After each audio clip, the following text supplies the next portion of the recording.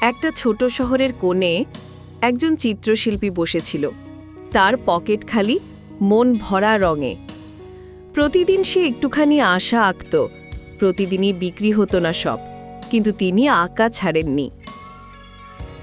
রাস্তায় মানুষ ছুটে চলেছে, কোনো চোখ এখানে থামত না। ছোট্ট ক্যানভাসগুলো তবু পাশে থেকে বলতো, এখানেই কিছু আছে।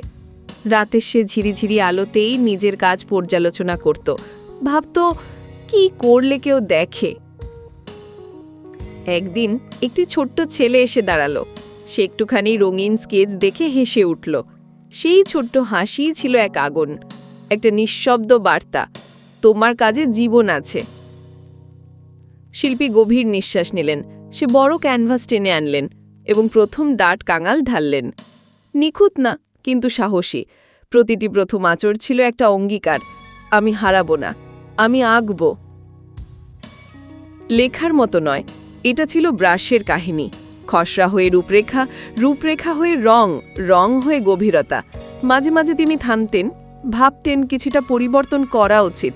তার প্রতিটি সূক্ষ্ম ছোঁয়ায় পাখির ডানা ধীরে ধীরে প্রস্ফুটিত হলো। প্রথমে এক লাইন, তারপর আরেকটি, অবশেষে আলোয় ভরা ডানা। প্রতিটি ভুল, প্রতিটি পুনরায় টানানো লাইন সব মিলিয়ে তৈরি করল এক নতুন রূপ। শেষে সে ক্যানভাস উন্মোচন করল। পাখি উড়ছে, কিন্তু শুধু ক্যানভাসে না, কারো চোখেও। মানুষ থামল, গলায় কথা গেল। একজন দোকানদার তাকে কিনে নিল, আর ছবিটা জানালায় ঝুলল। শিল্পীর চোখে আনন্দ আর শান্তি। আজকের রঙই তার সন্ধান। রং ছিল কেবল রং নয়, সাহসের আবির্ভাব।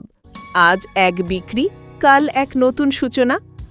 যদি আপনার ভিতরেও একটা লাইন থাকে যেটা আপনি আঁকতে চান, আঁকুন। সব সূর্য এককভাবে মাথা তুলে ওঠে। আর যদি আপনি এই ধরনের গল্প আর্ট ভিডিও পছন্দ করেন, চ্যানেলে এসে অন্তত একবার ঠাই করে যান। সাথে থাকুন রুহিস আর্টিস্ট্রির সঙ্গে।